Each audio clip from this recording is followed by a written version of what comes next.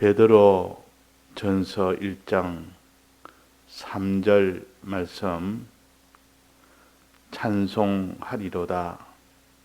우리 주 예수 그리스도의 아버지 하나님이 그 많으신 긍휼대로 예수 그리스도의 죽은 자 가운데서 부활하심으로 말미암아 우리를 거듭나게 하사 산 소망이 있게 하시며 썩지 않고 더럽지 않고 쇠하지 아니하는 기업을 있게 하시나니 곧 너희를 위하여 하늘에 간직하신 것이라.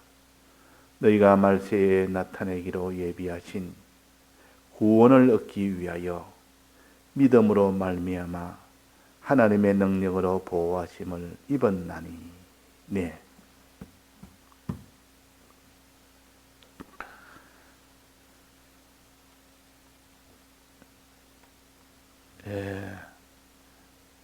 우리는 하나님의 은혜를 받아야만 살 수 있도록 하나님에게 지음을 받았습니다. 하나님의 은혜 없이는 아무도 우리가 다 평안을 누리며 기쁨을 누리며 또 존귀하게 살도록 지음을 받은 대로 살지를 못합니다. 그래서 하나님의 은혜 받는 여기에 모든 생사의 관건이 여기에 있는 겁니다. 우리는 하나님의 은혜 받기를, 우리는 힘을 써서 그 은혜 속에서 우리에게 예비하신 이 구원을 다 받아가질 수 있는 사람이 되어야 됩니다. 이 은혜의 첫 번째 제일 첫 은혜는 제일 중요한 것을 말한다면 예수 그리스도의 죽으심과 부활하심의 은혜입니다. 예수님의 이 죽으심과 부활하심의 이 은혜가 없다면 우리는 다 사망 가운데서 나올 수가 없고 우리는 천국에 들어가는 자는 한 사람도 없습니다. 그러나 예수 그리스도의 죽으심과 부활하심의 이 은혜를 통하여 우리가 다 죽은 자가 살아나고 산 자가 영원히 하나님 집에 들어가고 또 하나님 아버지의 집에서 영원한 이 영생을 다 누리고 살 수 있도록 하십니다. 그러니까 이 주님의 사활에 대해 속의 은혜를 받는 것이 얼마나 중요하며 얼마나 이것이 참 큰 일인지를 우리가 깨달아서 은혜 받는 그 일에 전력을 기울이는 사람이 될 때 그 사람이 지혜 있는 사람이요 참 성공할 사람이요 후회하지 않을 사람이요 영원토록 존귀할 사람이 되는 겁니다. 그래서 예수님의 죽으심으로 인하여 어젯밤에 증거를 했는데 예수님이 십자가상에서 다 이루었다 하시고 머리를 숙이시며 그 영혼이 떠나가시다 그랬습니다. 다 이루었다. 죽으심의 이 대속의 공로를 다 이루었다 그 말입니다. 죽으심의 대속의 공로를 다 이루었다.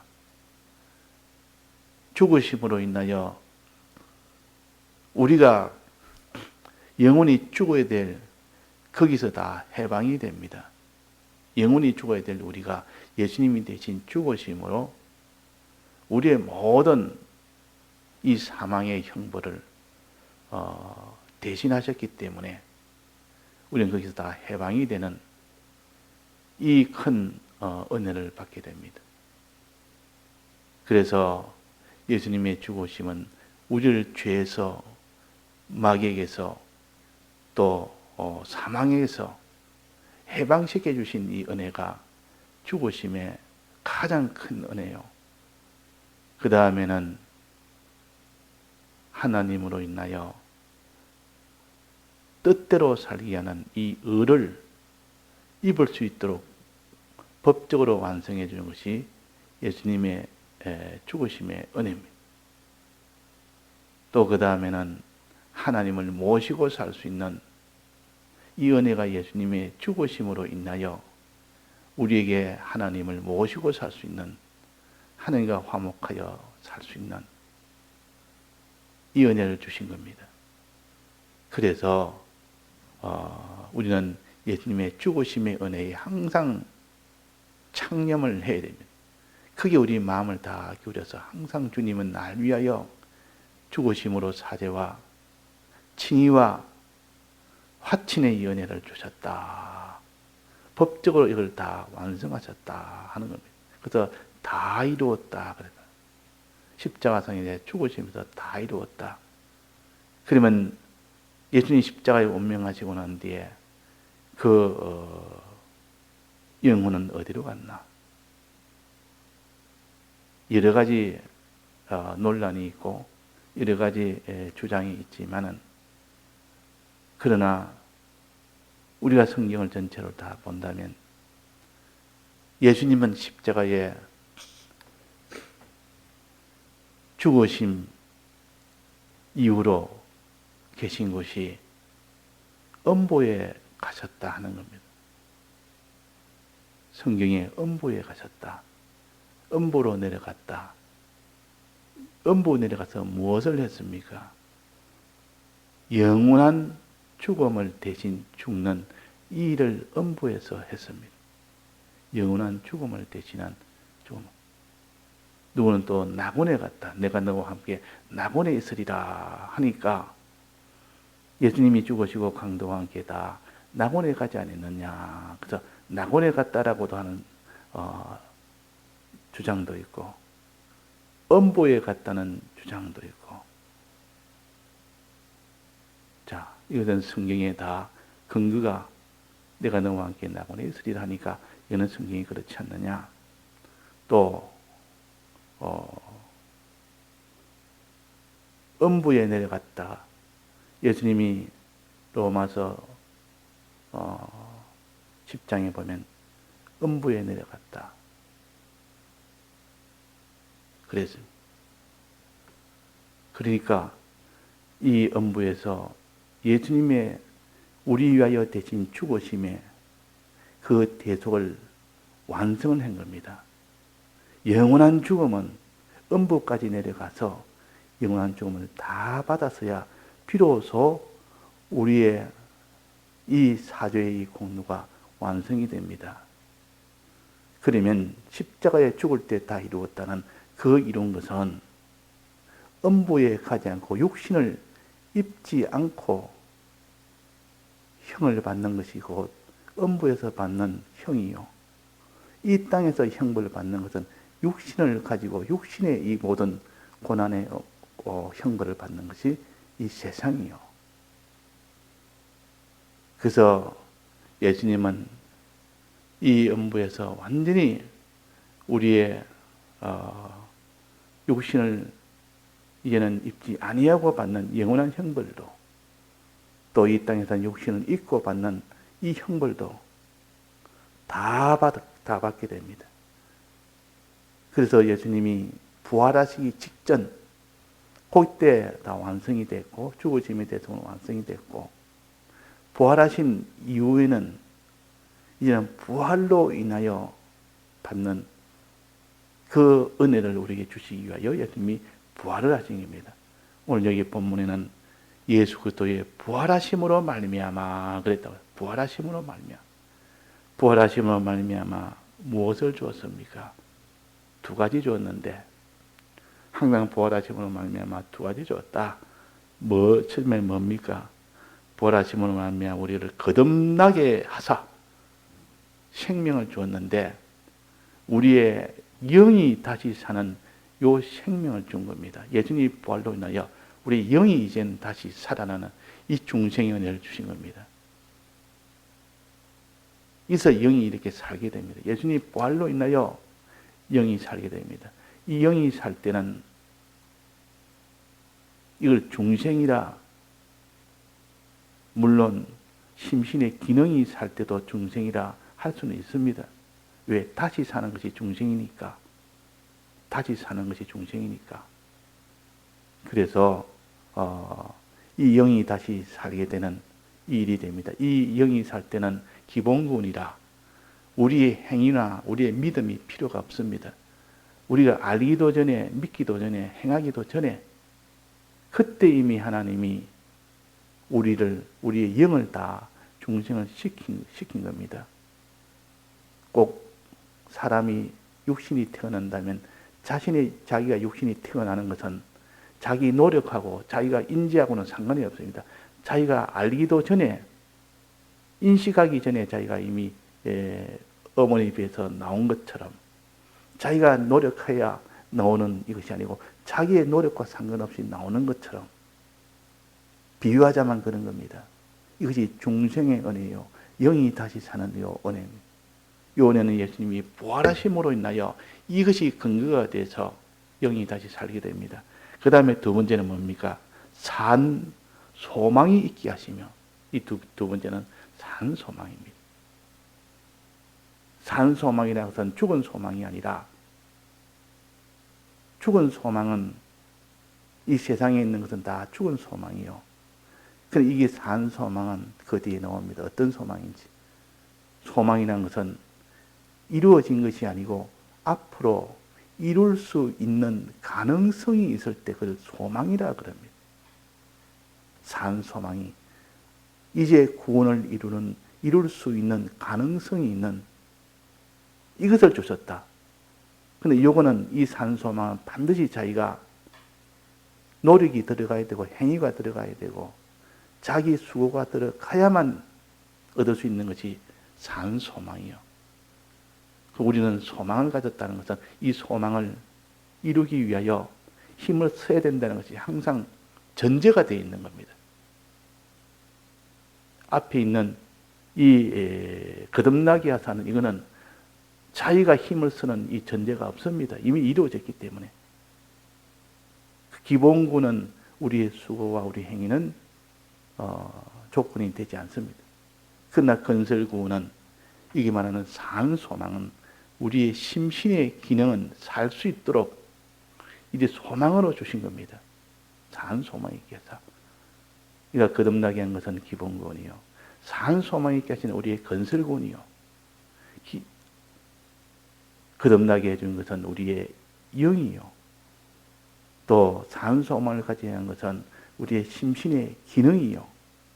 이 심신의 기능은 살 수 있는 이 소망을 주셨기 때문에 이 살 수 있도록 우리가 조건을 충족을 해야만 삽니다. 그 조건이 뭐냐? 믿음입니다.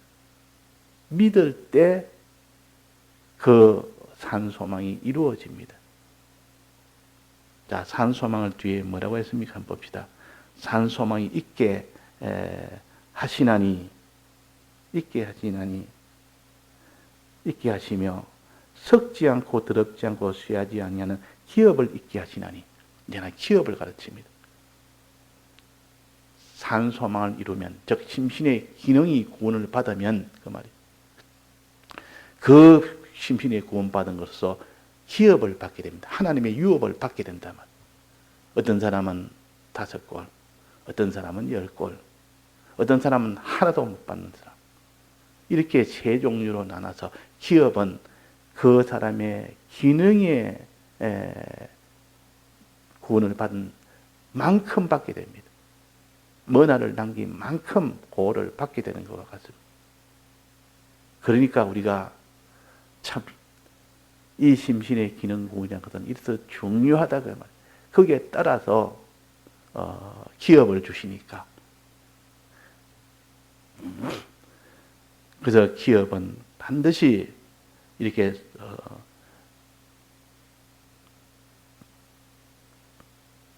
산 소망을 이룬 그만큼 주십니다. 그 뒤에 또 말씀하시기로 곧 너희를 위하여 하늘에 간직하신 것이라 너희가 말세에 나타내기로 예비하신 구원을 얻기 위하여. 얻었습니까? 아직 얻지 못했다 그 말이에요. 얻기 위하여 이랬으니까. 거듭나게 한 중생은 얻었지만은 이것은 얻기 위하여 구원을 얻기. 이것은 구원이라 그랬습니다.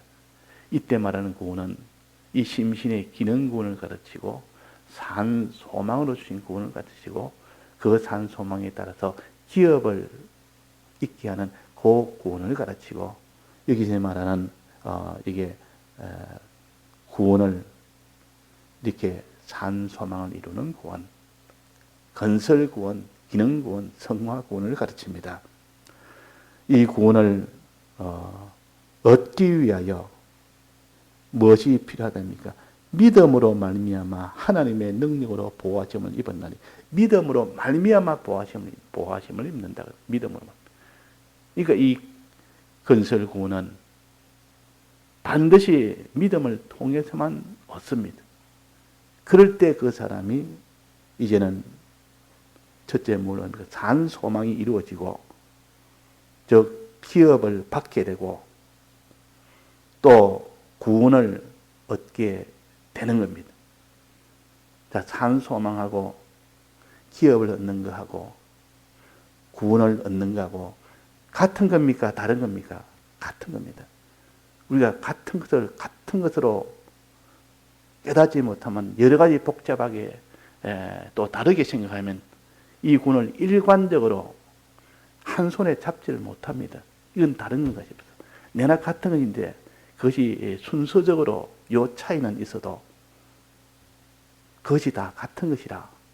이래서 보면 이 성경이 그렇게 복잡한 것이 아니라 간단한 것인데 표현이 다르게 했단 말이에요. 왜 다르게 했느냐? 요 표현에서는 이것이 필요하고, 똑같은 것도 저렇게 표현할 때는 저것이 그렇게 필요하니까 그 면과 이 면과 여러 면을 이렇게 통하여 그 하나를 실체를 알 수 있도록.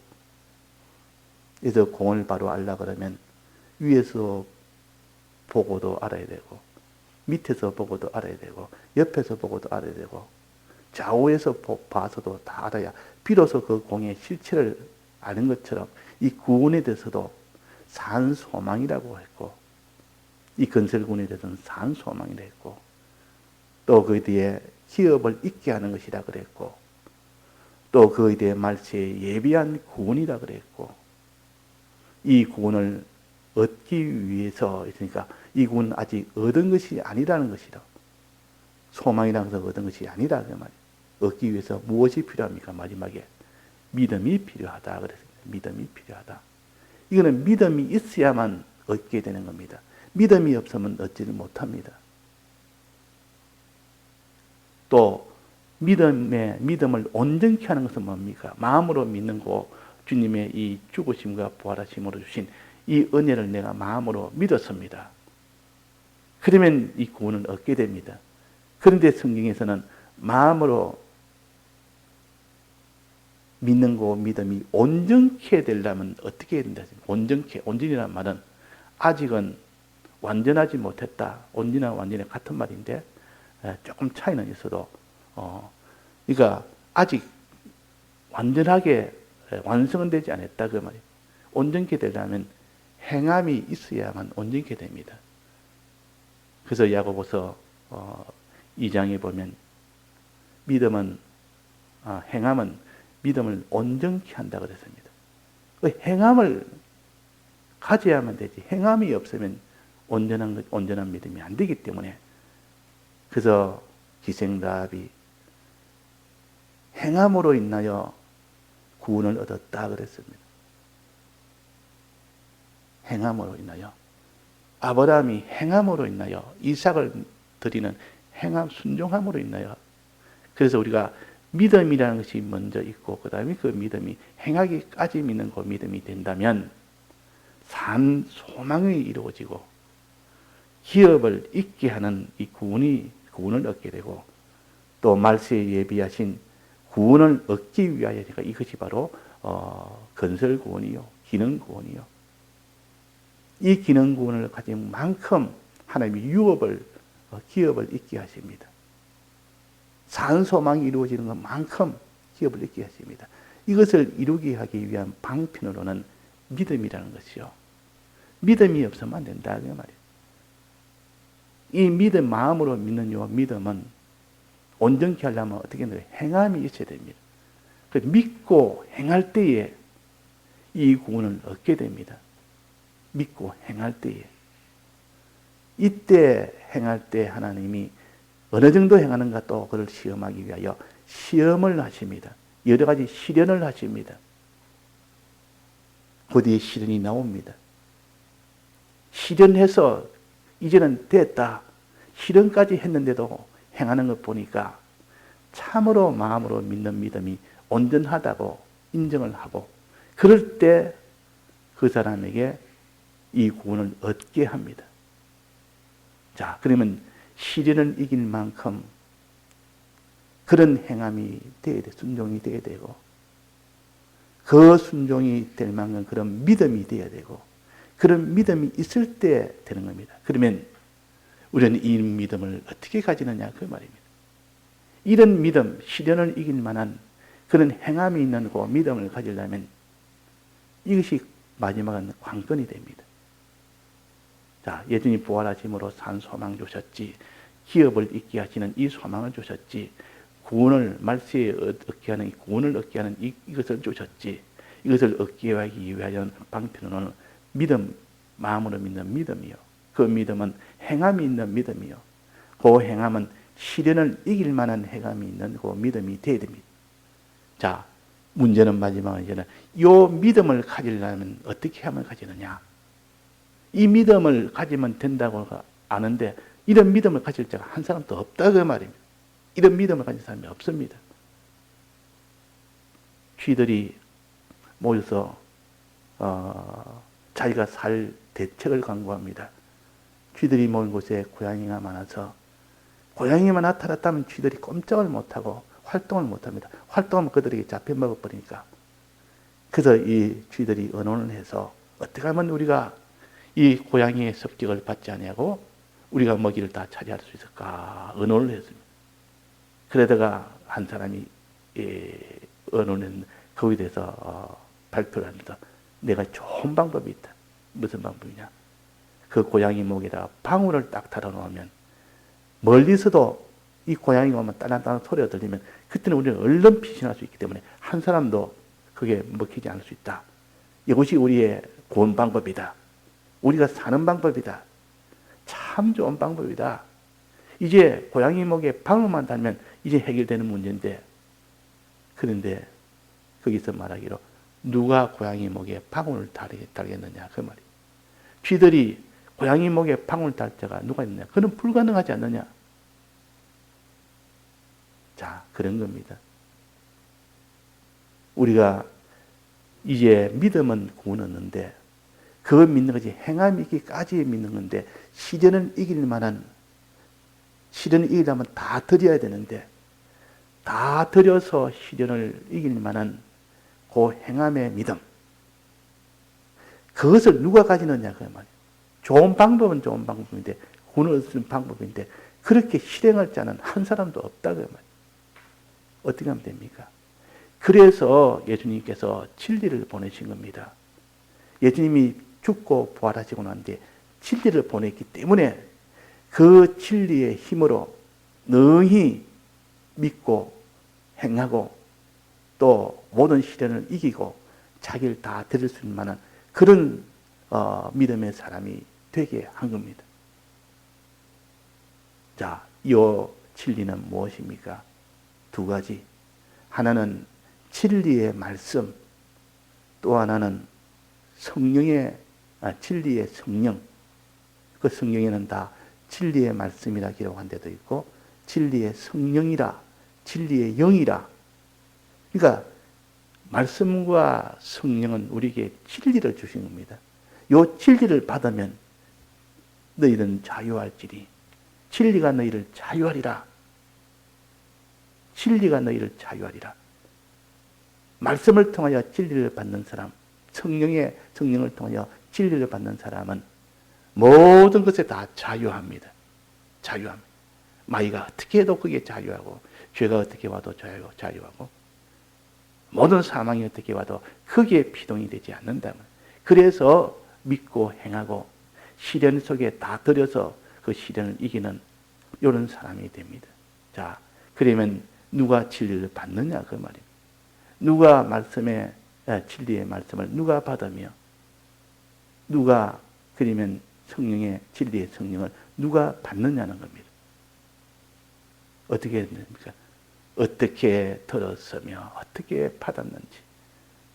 우리가 진리의 말씀을 듣는 일은 진리의 말씀을 받는 일이요. 말씀을 자꾸 들을 때 그 사람이 진리의 말씀을 자기가 가질 수 있는 사람이요. 진리의 성령을 가지는 사람은 어떤 사람입니까?